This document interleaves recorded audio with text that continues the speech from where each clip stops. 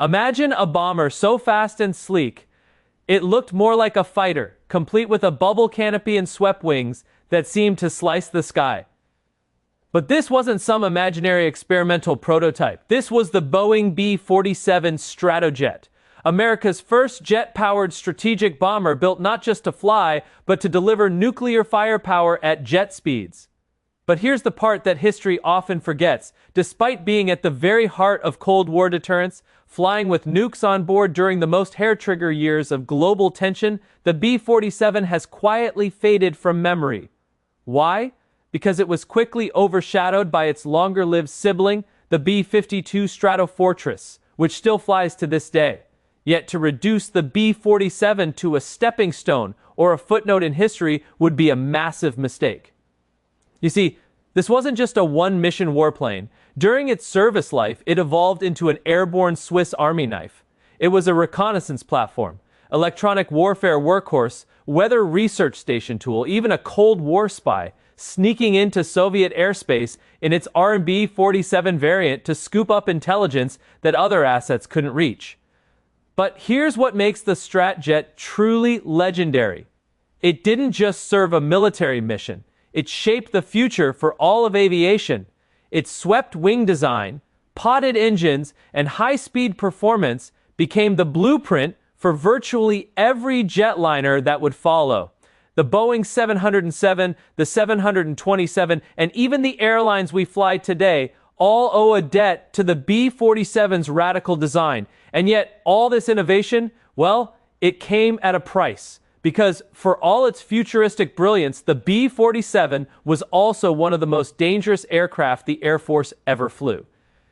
So, in this episode, we're taking a deep dive into the story of the mostly forgotten jet that changed aviation forever, its creation, its service, and the true cost of a flying machine that was always one step ahead of its time, and sometimes one step too far. So grab your launch codes and strap in, because this is the Stratojet story. Pilotphotog.com. If you've ever looked out a terminal window or up in the sky and seen the familiar shape of a jetliner with a long, cylindrical body, swept back wings, and engines slung under pylons, you're looking at the ghost of the B-47. That design, which now defines global air travel, wasn't cooked up by an airline or born in a passenger aircraft sketchbook. It came straight from the Cold War's cutting edge. It came from a bomber, more specifically the Boeing B-47 Stratojet, which was a radical departure from the straight-wing piston-powered behemoth of World War II and the B-36 that came before it. This sleek jet-powered bomber introduced innovations that would ripple across aviation for decades. A thin, high-aspect wing set at a 35-degree sweep, jet engines slung under the wing with pylons. And to complete the design, a fighter-style cockpit perched atop its narrow fuselage. In short, it was unlike anything the world had ever seen at this scale. And it wasn't just looks. The B-47 could fly higher and faster than any bomber before it.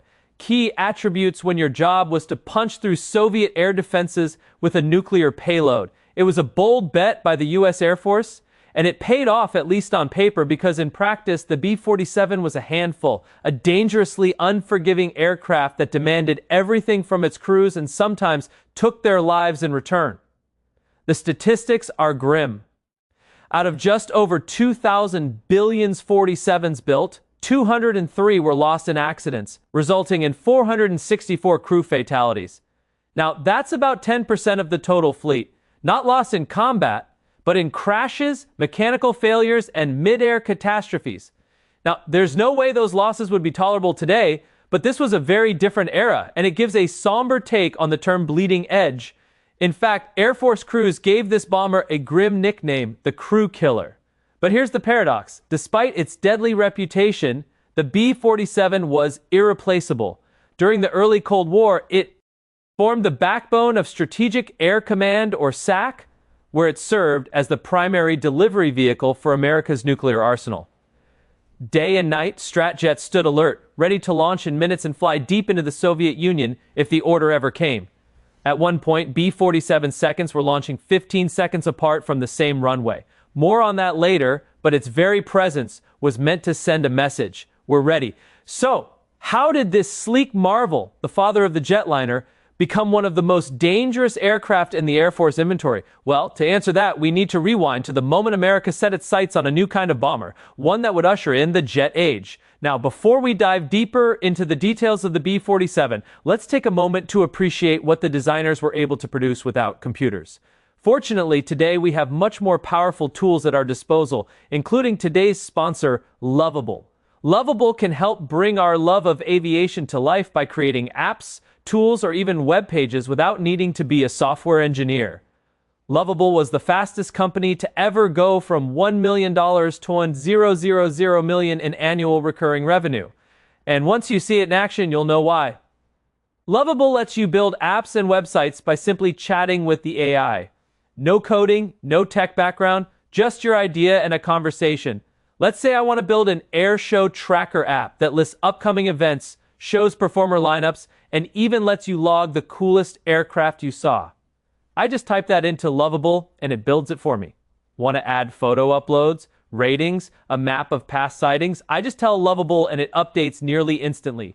You can try it for free using my code pilot, PhotoGabul. For US aviation enthusiasts, that means your someday idea can turn into a working app in minutes. It's really like going from paper sketches to a fully functional cockpit overnight. Once again, try Lovable for free at lovable.dev using my code Pilot Phototog to get 20% off your first Lovable plan.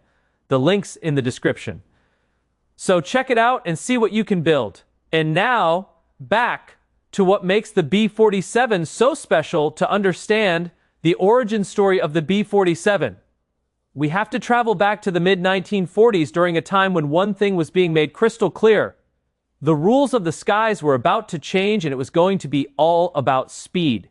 Towards the end of World War II, the United States Army Air Forces, or USAAF, had crushed its enemies with piston-powered legends like the B-17 Flying Fortress and later the B-29 Superfortress. But those victories came in a world that was approaching its sunset. As jet fighters like Germany's Mir's Me-262 tore through the air at blistering speeds, it became obvious that the days of slow, lumbering bombers were numbered. What good was a flying fortress or even superfortress if they couldn't outrun or even keep up with the next generation of interceptors? So, in 1943, with the future closing fast, the USAAF floated a radical idea, a new jet-powered reconnaissance bomber. By 1944, that idea became a formal request, calling for something almost unimaginable at the time. This new bomber would need to cruise at 550 miles per hour, fly at 45,000 feet, and travel 3,500 miles. To put that in perspective, those specs would still make for a respectable aircraft even today. The big names of American aviation, Boeing, North American, Convair, and Martin, answered the call. But what they offered were cautious designs, conservative ideas. Think of them as World War II bombers with a few jet engines slapped on. Aircraft like the Martin XP-48 didn't leap into the future. They kind of tiptoed. Even Boeing's early concepts, models 424 and 432, looked more like a jet-age B-29 than anything revolutionary. Engines that were buried in the fuselage created drag problems, and the straight-wing designs just couldn't unlock what jets were truly capable of. The entire effort was on track to be a high-speed dead end. Then came a moment that changed everything. In May of 1945, just as the smoke was clearing in Europe, a group of American engineers went digging through the ruins of Nazi Germany, searching for any advanced technology the Third Reich had been cooking up. Among them was George Scherer, Boeing's chief of technical staff. In a secret wind tunnel lab, he found the mother lode, a stack of wind tunnel data, confirming something that had only been theorized back home. Swept wings worked. They really worked. The German data was precise, detailed, and backed by testing the Allies simply hadn't done to that point. Standing in that lab, Scherer saw the writing on the wall. Boeing's straight-wing bomber was obsolete before it had even flown. He didn't hesitate. He fired off a blunt, now famous telegram to his design team in Seattle. Stop the bomber design. In one sentence, Boeing hit the brakes and turned hard toward the future. This was no minor tweak. This was a total pivot, a full-blown reset. At the very moment competitors were doubling down on safe, familiar designs, Boeing made a bold bet, ditching years of work to pursue a radical new layout inspired by captured enemy science. But they didn't stop there. While other companies waited in line to use university wind tunnels, Boeing had invested in its own. That decision paid off in spades. With their private test facility, Boeing engineers could validate and refine the new swept wing concept in record time, giving them a massive edge over the competition. So, yes, the B-47's victory was born in blueprints, but it was won with boldness, speed, and an ability to adapt faster than anyone else. In a world shifting from propellers to pure jet power, Boeing didn't just keep up. Well, they leapt ahead. And in doing so, they didn't just build that bomber, they built the future. What rolled out of Boeing's hangars after that now legendary stop-work telegram didn't look like anything the world had seen before. In fact, the B-47 looked like it had been pulled straight from the pages of a pulp sci-fi comic. Long, sleek, futuristic, and fast. But this wasn't just a case of form following function. This was a machine built around ideas so new, they forced engineers to solve problems no one had ever faced at this scale. Designing the B-47 wasn't about perfecting one radical breakthrough. It was about stacking dozens of them together, each one pushing the limits and creating new challenges that demanded equally bold solutions. The three pillars of jet age innovation. At the heart of the B-47's radical design were three core innovations. First, the 35-degree swept wing. It looked elegant, and it was, but more importantly, it was fast. By sweeping the wings back, engineers essentially fooled the airflow into thinking the plane was flying slower than it actually was, delaying the formation of shock waves that would otherwise performance near the speed of sound. To reduce drag, the wings were also razor-thin and shockingly flexible, so much so that the tips could flex up to 17.1/2 feet during flight. Like many design choices, that flexibility was both an advantage and a problem, which we'll get to in a moment. Second, the B-47 used pod-mounted engines in the form of 6 General Electric J-47 turbojets hanging in streamlined nels beneath the wings. By the way, the J-47 is the same engine that was used in the F-86 Sabre, so in some ways, you can imagine the power of 6 F-86s pushing the Strat jet along. The design decision to mount the engines in pods was pure genius. It gave the wings a clean aerodynamic profile, reduced fire risk by keeping the hot engines away from the fuselage and fuel tanks, and it made maintenance far easier as you could remove an entire engine without having to get into the wing.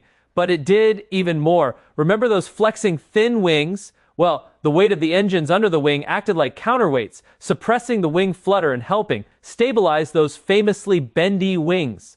And third, a bizarro looking but brilliant bicycle landing gear system. Because the wings were too thin to house traditional gear, Boeing went with a tandem setup. One set of wheels near the nose and one near the tail, both mounted in the fuselage. For balance on the ground, small outrigger wheels were tucked into the inner engine pods. But this configuration came with a twist. It meant the B-47 sat on the ground already pitched nose up. Because of this, pilots couldn't rotate on takeoff. Instead, you just pushed the throttles forward, and when you got to flying speed, you let the jet lift off on its own. Now, this tandem landing gear design wasn't just unconventional. It was basically unheard of. The closest thing you can think of is gliders. And this feature, along with many other things from the B-47, was of course incorporated into the B-52, solving the unknowns. But while these innovations pushed the B-47 into a flight regime no bomber had ever touched before, it also brought along a swarm of brand new aerodynamic problems. This was the price of going first. And as the saying goes, experience is a hard teacher. It gives the test before the lesson. One of the worst issues was something called Dutch roll, a weird swaying oscillation that made the plane snake through the air in an unstable side-by-side motion. Traditional controls couldn't fix it, so Boeing invented something totally new, the yaw damper. It was an automatic system that made micro-adjustments with the rudder to keep the aircraft stable. That little box of electronics, well, It's become standard on every modern jet airliner. The next challenge was pitch up, where airflow separation near the wing tips caused the nose to rise unpredictably, and aileron reversal, where the wings would flex so much at high speeds that using the ailerons caused the plane to roll the wrong way. The fix: rows of small triangular blades called vortex generators. These are simple passive vanes mounted along the wing to energize the airflow and prevent stalls. Like the yaw damper, you'll now find vortex generators on airplanes everywhere. The flight that changed everything. After years of groundbreaking development, the payoff came on its maiden flight. December 17, 1947, exactly 44 years after the Wright brothers' first flight to the day. The test flight was conducted by pilots Robert Robbins and Scott Ulser, a highly experimental design at the time. Robbins was very skeptical and admitted that before his flight, he prayed, "Oh God, please get me through the next 2 hours." As soon as his flight was underway, Robbins realized that he had an extraordinary aircraft at the controls. Chuck Yeager also flew the B-47, and he commented that the aircraft was so clean aerodynamically that he had difficulty landing it on the Edwards Lake bed. After further modifications and flight tests, the B-47 showed the world what it could do.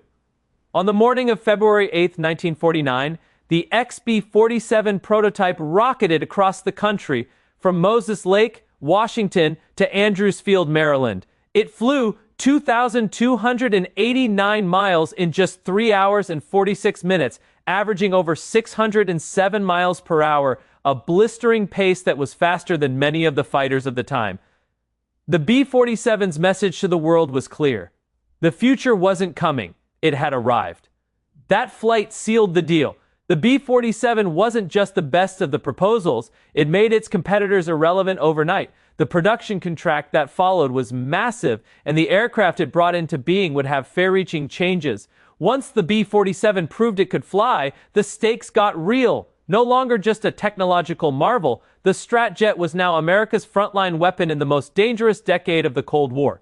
Under the no-nonsense command of General Curtis Lame, the Strategic Air Command, or SAC, transformed into the most powerful military force ever assembled. And at its core sat the B-47, ready to deliver nuclear fire at a moment's notice. With more than 2,000 billions 47s rolling off the assembly lines by 1958, it equipped 28 bomb wings, making it the undisputed backbone of America's nuclear deterrent. Imagine having 2,000 billions 52s today. With its global reach and blistering speed, the B-47 gave the Soviet Union a nightmare scenario, a strike force that was practically impossible to stop.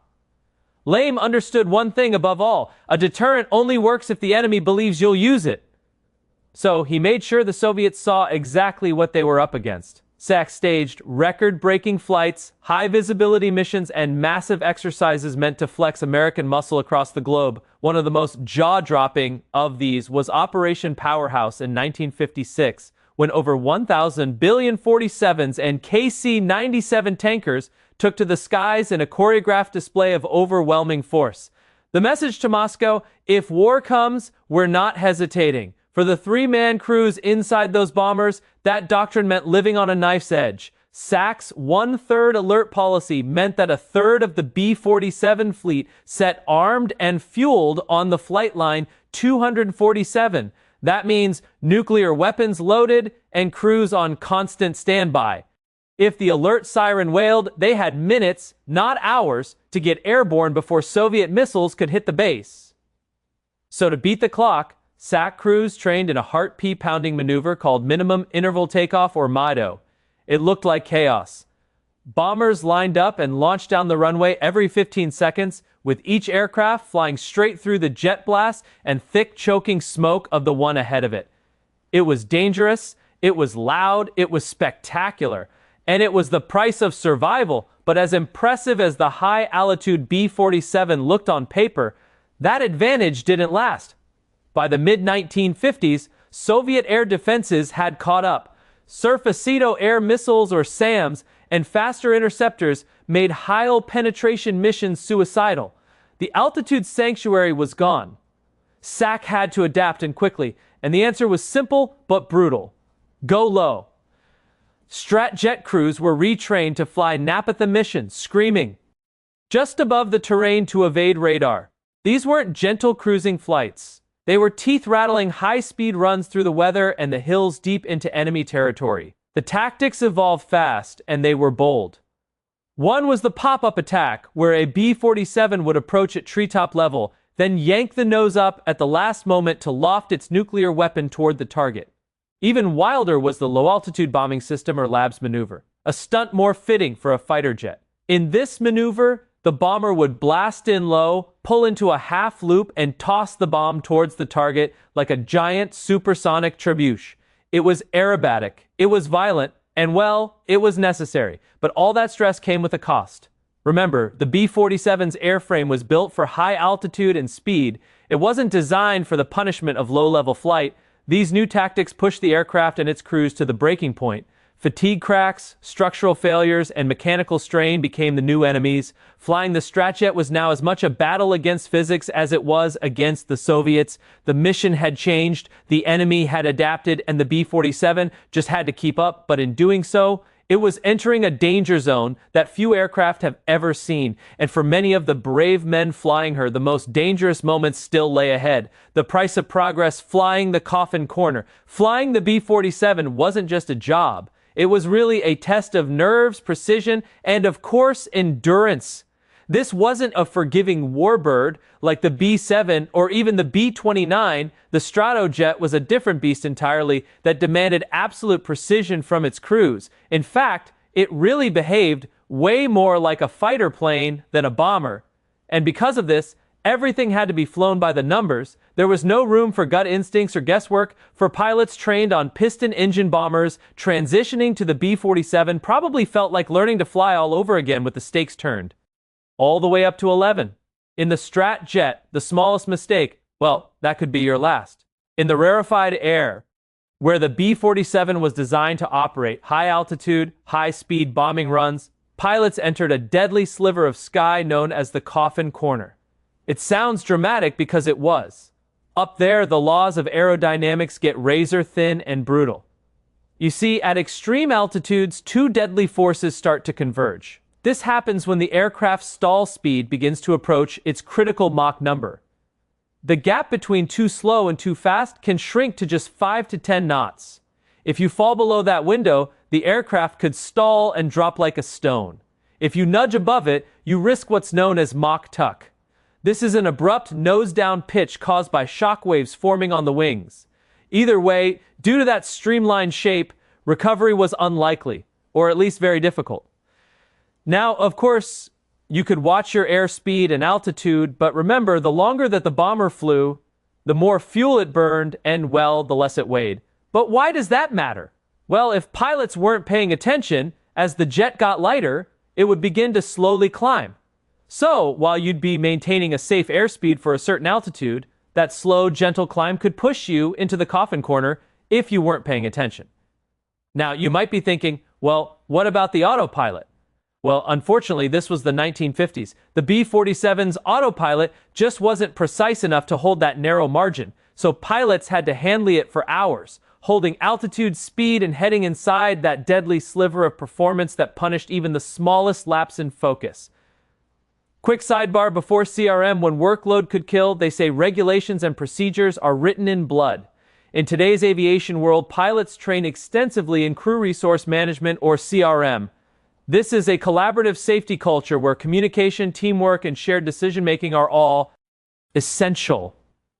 But in the B-47 era, well, that concept didn't exist yet. Back then, the cockpit culture was strictly hierarchical.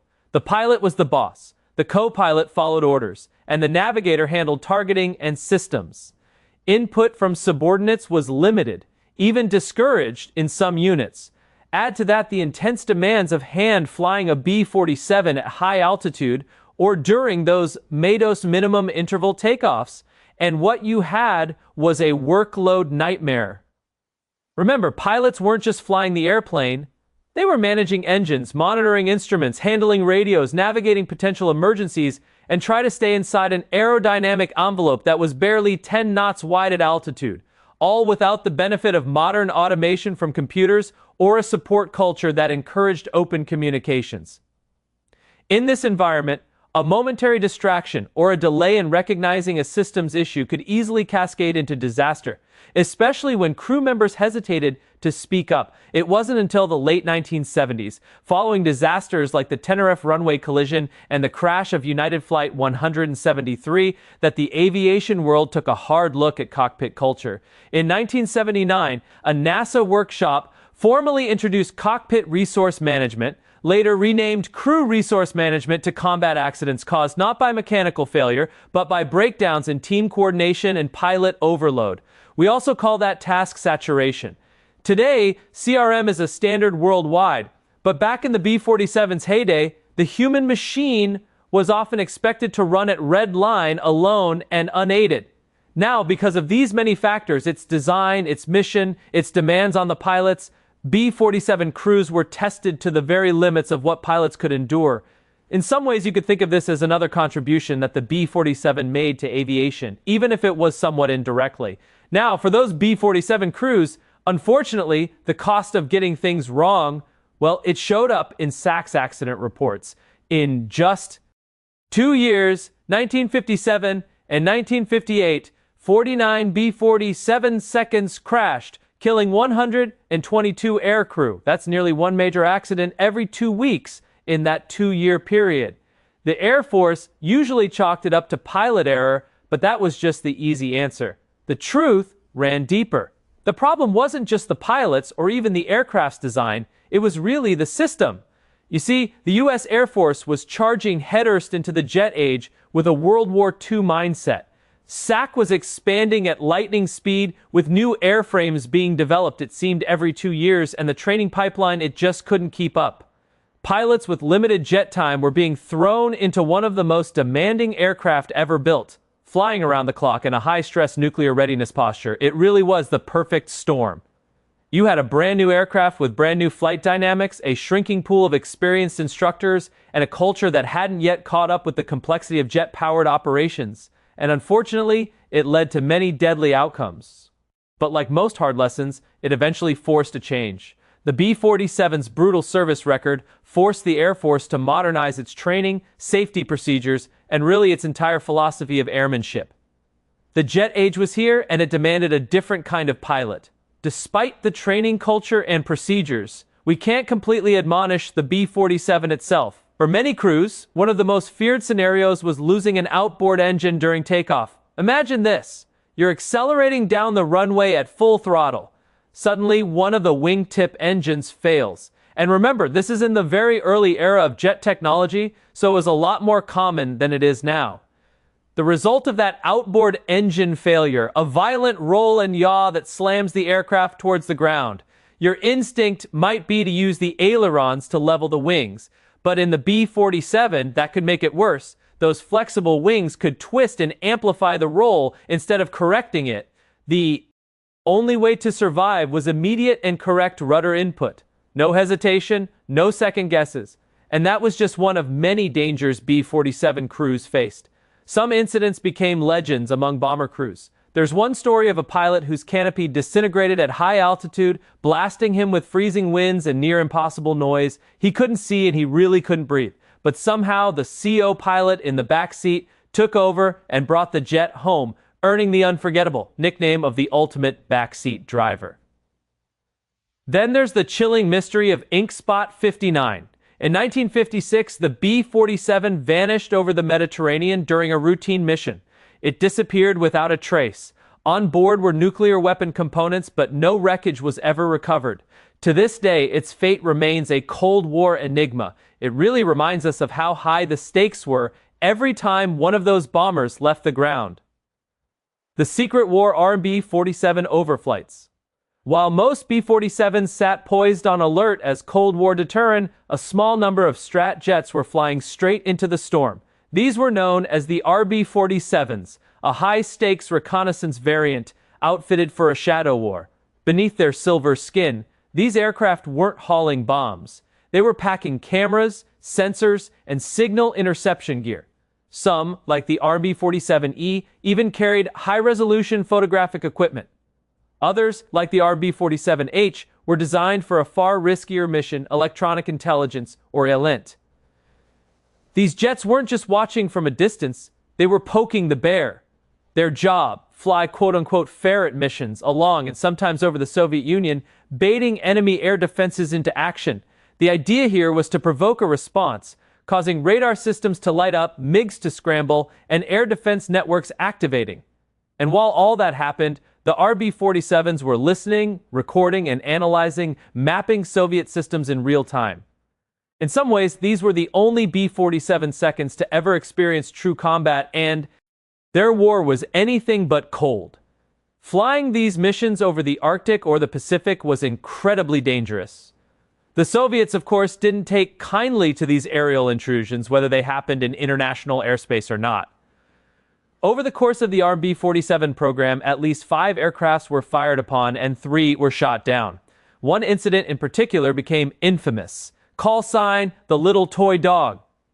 On 1st July 1960, just 2 months after the U-2 spy plane incident that captured worldwide attention, an RB-47H, nicknamed the Little Toy Dog, took off on a mission near the Barents Sea, just off the Soviet Kola Peninsula.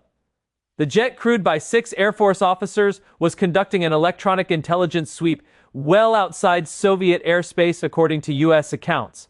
However, that didn't stop the Soviet Air Force. A MiG-19 closed in and, without warning, opened fire. Cannon shells ripped into the RB-47, and the aircraft spiraled out of control and plunged into the sea. 4 of the 6 crew members were killed. Major William Palm and Captains Oscar Goforth, Dean Phillips, and Eugene Posa. All were in the rear electronic warfare compartment. The co-pilot, Captain Freeman Olmsted, and the navigator, Captain John Mack Cohn, ejected and were recovered, but not by a rescue team, but instead by a Soviet fishing trawler. Instead of being treated as military prisoners of war, they were taken to Moscow, locked inside the infamous Ljubljana prison, and interrogated by the KGB. In Soviet eyes, they weren't soldiers, they were spies. What followed was 7 months of psychological pressure, isolation, and relentless questioning. The specter of a show trial, or worse, execution, hung over both men daily. They became political chess pieces caught between the superpowers in a game that had no clear rules. But then, unexpectedly, a shift. In January 1961, just days after John F. Kennedy's inauguration, Soviet Premier Nikita Khrushchev ordered their release in what was branded as a goodwill gesture. But the message was clear. America's reconnaissance war had its limits, and crossing them came at a deadly cost. The Cold War gets hot. While most people remember the bombers and bomber crews, in many ways, the reconnaissance crews of the RB-47 flew more dangerous missions and saw more action than their bomber counterparts. The RB-47's missions were flown by uniformed Air Force crews under direct orders, yet they operated in a gray zone somewhere between diplomacy, espionage, and war. For those brave crew members aboard the RB-47s, the Cold War wasn't about theory or posture. It was about dodging MiGs, flying blind through jamming fields, and hoping the intel was worth the risk. These reconnaissance crews flew without fanfare, often without backup, into the most dangerous airspace on Earth. And they did it knowing full well that if things went wrong, there'd be no medals, no headlines, just silence. Their courage and their losses defined a side of the B-47 story that few ever saw, but it's one that helped keep the Cold War from boiling over. And I'd really like to take a moment to recognize the RB-47 crews and all Risay crews who flew dangerous and unglamorous missions. Thank you. The breaking point and the milk bottle fix. Getting back to the B-47's operational service. Remember that the B-47 was never meant to fly low and fast through the weeds. Instead, it was designed to slice through that calm stratosphere where the air was thin and smooth.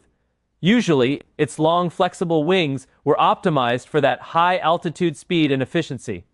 Now, that gave it elegance at 40,000 feet. But at 400 feet, well, those same wings became a liability. So when the mission changed, when Strategic Air Command ordered its sleek, high-altitude bomber to go low and get dirty, The airframe entered a regime it was never designed to survive.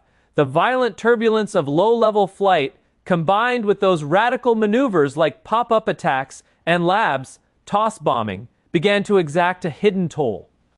And, well, in the spring of 1958, that toll came due. In a matter of weeks, multiple B-47 seconds broke apart in midair. There were no distress calls, no visible warnings, just clean catastrophic disintegration. These weren't pilot errors or engine failures. These were structural deaths. The aircraft quite literally tearing itself apart under stress that it was never meant to endure.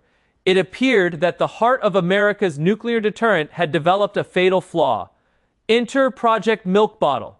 Faced with a terrifying possibility that this entire bomber fleet might be unsafe, the Air Force grounded the B-47 fleet and launched an emergency engineering response known as Project Milk Bottle.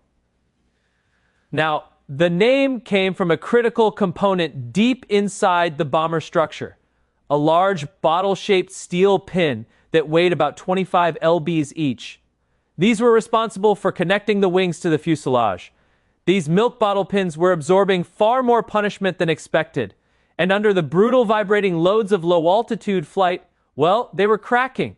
And if those pins failed, well, the wings just went with them.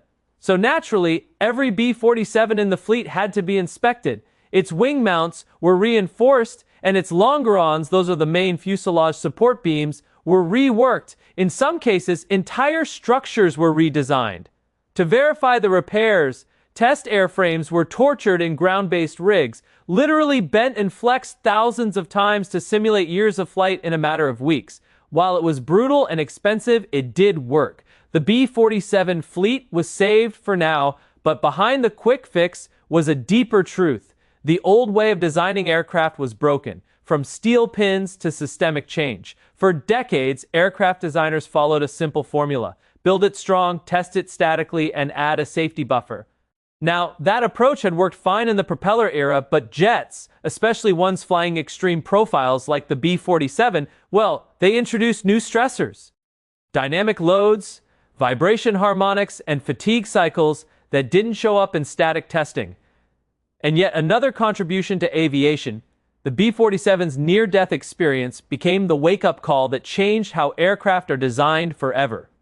From its ashes rose the Aircraft Structural Integrity Program, or ASIP, a revolutionary new framework that went far beyond steel and rivets. ASIP introduced life cycle tracking, fatigue modeling, stress-specific flight hour logs, and ongoing structural health monitoring. In short, it really treated the aircraft like a living system, not just the machine. Think of it like going to the doctors for a checkup. Now, what began as a desperate repair program to keep a Cold War bomber in the air evolved into a permanent part of U.S. military aviation. Essentially, every Air Force aircraft since, from the F-11 Airvark to today's F-35 Lightning, has been shaped by ASIP's lessons. Sidebar: rocket-assisted takeoff. When heavily loaded or on short runways, the B-47 sometimes used rocket-assisted takeoff or RATO. These were solid fuel boosters that were mounted near the fuselage and fired alongside the jets, launching the aircraft skyward with explosive force. It was loud, intense, and necessary, giving the Stratojet the extra muscle to get airborne under Cold War conditions. Legacy and conclusion: nothing lasts forever. And of course, the B-47 Stratojet didn't fly forever. By the early 1960s, its reign as the backbone of Strategic Air Command was nearing its end. So many lessons that were learned on the B-47 were directly applied to the B-52 Stratofortress. With its 8 engines and longer range, the Buff was stepping in to take the crown. And at the same time, a new form of nuclear deterrence was rising. Intercontinental ballistic missiles, or ICBMs, always ready, always on alert, and really impossible to intercept in large numbers. By 1966, the last B-47 bombers were retired from sea service. Now, a few kept flying. They were converted into reconnaissance planes, weather platforms, and test beds for exotic systems. But even those were slowly phased out when the final flight of a B-47 came on June 17, 1986, when a restored B-47E made one last journey to Castle Air Force Base. not as a weapon, but as a museum piece. But here's the twist. The B-47's real legacy ultimately had nothing to do with bombs. The DNA of the jet age. What the Stratojet truly gave the world was a blueprint. Those 35-degree swept wings, those potted engines underneath the wings, and its sleek aerodynamic fuselage, they weren't clever ideas. They become foundational truths about how fast high-flying jets should be built. And it worked so well, it became the standard. Boeing, of course, took the B-47's innovations and baked them into their next project. We've already mentioned the B-52, but those lessons also went into the KC-135 Strat tanker, both of which still fly to this day, some 70 years later. But then the engineers at Boeing, well, they went a step further. In one of the boldest moves in aviation history, Boeing gambled on a civilian prototype, the Model 367-80. It was sleek, swept, and unmistakably descended from the Strat. That prototype became the Boeing 707, the aircraft that kicked off the jet age for commercial aviation and made Boeing a household name around the globe. In some ways, you could say that the B-47 was the best R&D investment the U.S. government ever made because it accidentally helped create the modern jet airliner. A beautiful, dangerous machine. In the end, the Strat really is a paradox. It was and is breathtaking to look at, more fighter in appearance than bomber. It was an aircraft that looked fast even when parked. The Strat jet was futuristic, elegant, and deadly, and it stood guard during the Cold War's tensest years, ready to strike with nuclear force. But it was also a harsh teacher, a demanding machine that punished mistakes and exposed weaknesses, both mechanical and human. Hundreds of aircrew paid the ultimate price for pushing this aircraft and its systems to their limits. But I'd like to think that their sacrifice wasn't in vain. It forced the Air Force to evolve, to modernize, to build a culture of safety and systems thinking that still endures. Today, just over 20% of the more than 2,000 B-47s built survive. They're scattered across museum grounds from the National Museum of the U.S. Air Force to the SAC Aerospace Museum. Sadly, none of them fly. Their engines are silent. And those wings, well, they no longer flex. In the end, the B-47 was a jet that didn't just chase the future, it defined it. So maybe the next time you look up in the sky or when you're at the airport, remember that forgotten bomber that all modern airlines share their DNA with, the Stratojet. This is TOG 73. Blue skies, tailwinds, and now you know. Pilotphototog.com.